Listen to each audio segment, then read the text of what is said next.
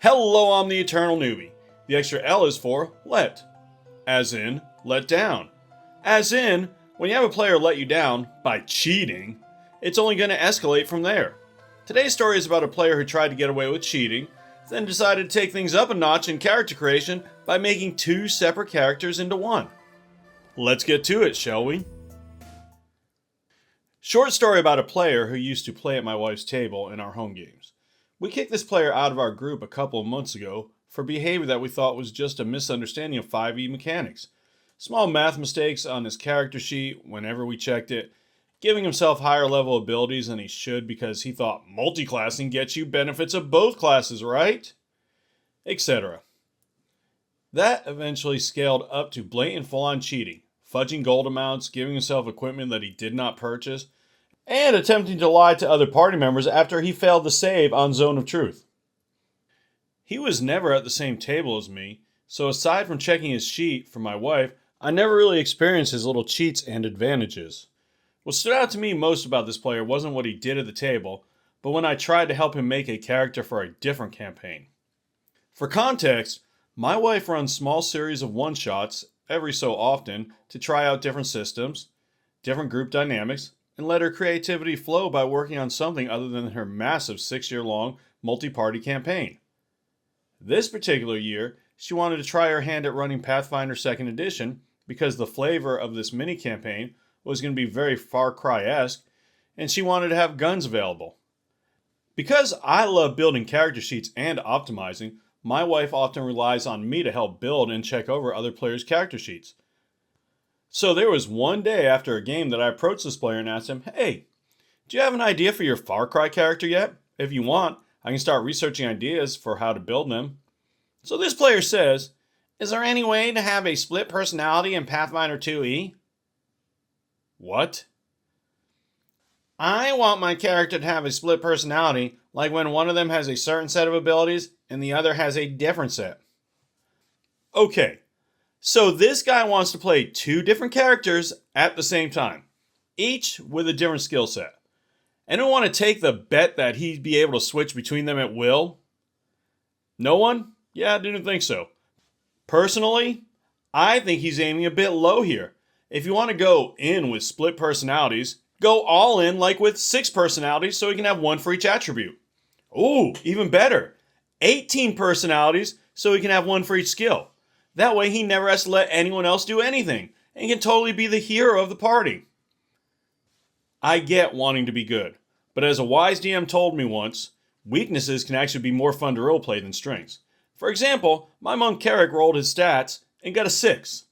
I stuck that puppy right into charisma and didn't look back. Sure, he fails most, if not all, persuasion or intimidation checks, but he does it spectacularly and it's a whole lot of fun. Do you have a similar story about failing being more fun? I would love to hear it in the comments. I thought, that's a little insensitive to people with actual dissociative identity disorder, but at this point, the Moon Knight TV show had just come out, and that sort of character idea was sort of in vogue. At the same time, though, this was his first time playing Pathfinder 2nd Edition, and I wanted to steer him towards something easy to play rather than overcomplicate with a complicated split personality mechanic that we'd have to essentially invent whole cloth. So I thought about it and told him, the best way to build that sort of character would be a rogue. Rogues have a massive list of skills at level 1 and are also pretty good in combat, so you can pick out what skills and feats are associated with what personality and play it out that way. And he responds with, "No, I want the 2 personalities to have, different stats. Like, one is a pacifist that has really high intelligence and charisma and a bunch of non-combat skills and abilities, and the other is a psychopath that's geared all towards combat." That gave me pause, because what he'd essentially told me is that he wants to play 2 separate characters and swap between them as he saw fit, on which would be stronger for that situation. I said, I can't sign off on that. Okaying that would be giving you 2 player characters while everyone else only has 1. We can sort of work your stats to where you can represent both on one character sheet, but you can't have 2 sets of abilities to pick from just because your character has DID. He seemed less interested in the character after I said that. The game ended up getting delayed by the release of Starfighter 2E, so ultimately it never mattered. But looking back on it, to put into context why he eventually ended up getting kicked from our group. At every turn, he seemed to be hyper concerned about his character having weaknesses, like a lower armor class, or not doing as much damage as characters specialized to do damage. It seemed like he wanted his character to be able to do a little bit of everything, but became insecure when someone who specialized in any given particular thing outclassed him, like the tank with her armor class, or the cleric with his spellcasting.